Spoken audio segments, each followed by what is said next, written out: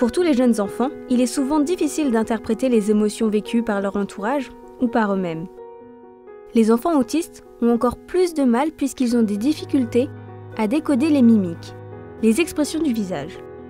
Ils ont souvent du mal à analyser ou comprendre le contexte, la situation qui provoque les émotions. C'est important d'aider Tim à mieux comprendre les émotions pour éviter des réactions inappropriées de sa part et mal vécues par les autres comme par lui-même.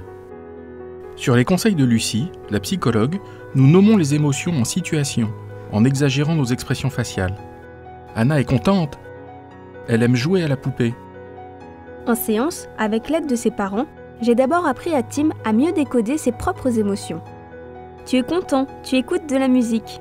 Nous avons créé une fiche pour chaque émotion avec image qui illustre ce qui les déclenche. C'est visuel, ça aide bien Tim. Puis, on a appris à identifier les émotions des autres.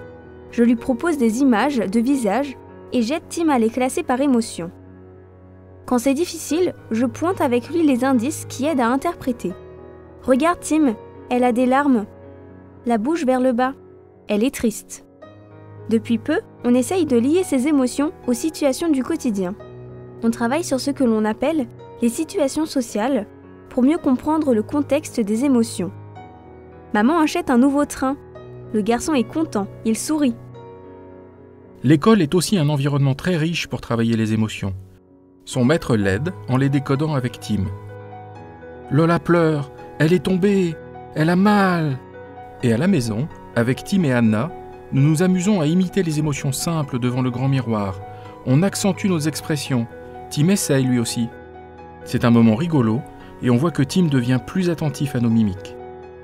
Quand l'enfant reconnaît les émotions de base, on pourrait travailler ensuite les émotions plus complexes, comme la déception, la fierté, la jalousie.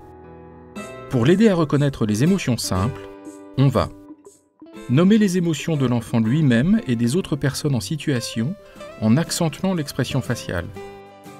Aider l'enfant à comprendre son ressenti en décodant la situation. Tu es content, Tim, tu aimes la musique.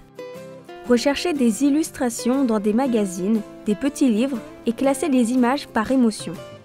Aider l'enfant à identifier les indices physiques comme les larmes, les sourcils froncés, la forme de la bouche. Ensuite, on peut associer une scène du quotidien qui illustre le contexte de l'émotion. La fille pleure, elle est tombée et elle a mal.